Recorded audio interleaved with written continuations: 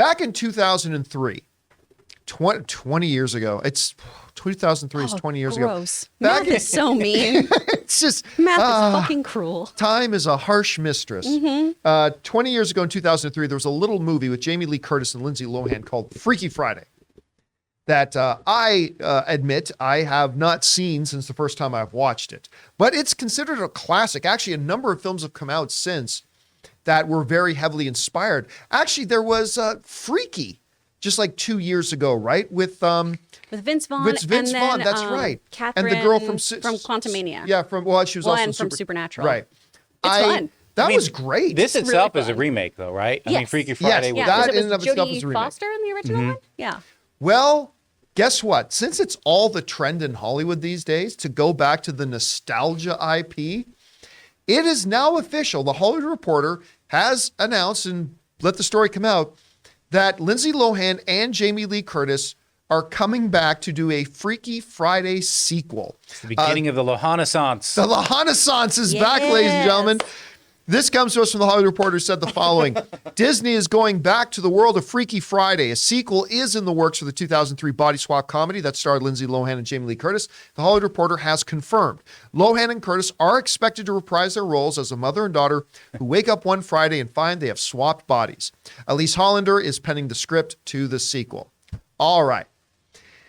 I'm going to be honest with you. The first time I read this, I thought, well, no movie has ever been necessary. This seems really unnecessary.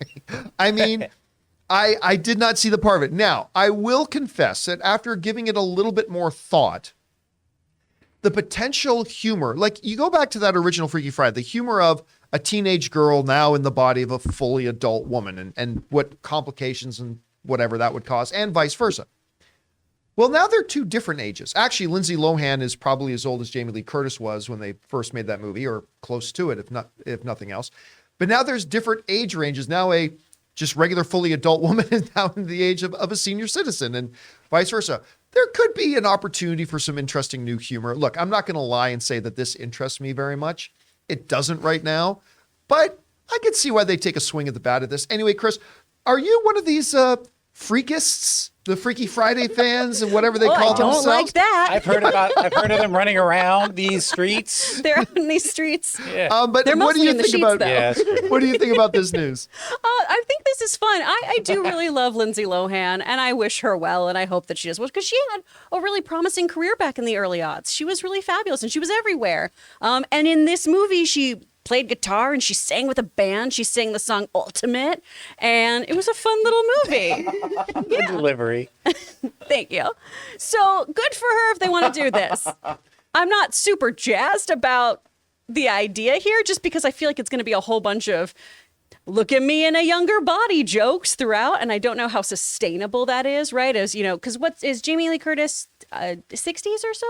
How old is she? I don't know if someone can look that up. I'm not sure if she's immortal. Let's just say That's that. very Jamie true, Lee because Curtis Jamie is Lee immortal. Curtis is timeless and gorgeous and wonderful. She's 64 years old. She's 64? Okay, thank you. Missed it by 5. So I'm wondering, though, if they're going to just do a whole bunch of things that are anti-actually how Jamie Lee Curtis really looks, because she's a babe. And I'm wondering if it's going to be a lot of like, oh my gosh, gravity's been so cruel to me, and now look at me in this younger body. And I don't know if I want to watch that for 2 hours. But I think there's the possibility of this being really fun. And the two of them apparently have stayed in touch, too, in real life and are pretty close. So the fact that they get to work together again, I think that'd be nice for them. When it comes to Lindsay Lohan, I admit I'm more of a Mean Girls Oh, hell yeah. kind of guy. And I'll tell you what, I don't know why it was. I was on YouTube TV and going through some of the networks because I was looking for a basketball game.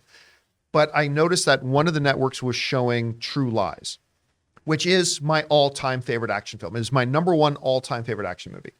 And as I turned it on, it just happened to be on that scene where Arnold was tricking her. Oh boy. And he's like, dance sexy and slowly. And I'm like, man, Jamie Lee Curtis was like it. Yeah. Jamie Lee Curtis was totally it. Anyway, guys. It should have been Kevin Hart and Shaquille O'Neal. No, what did you?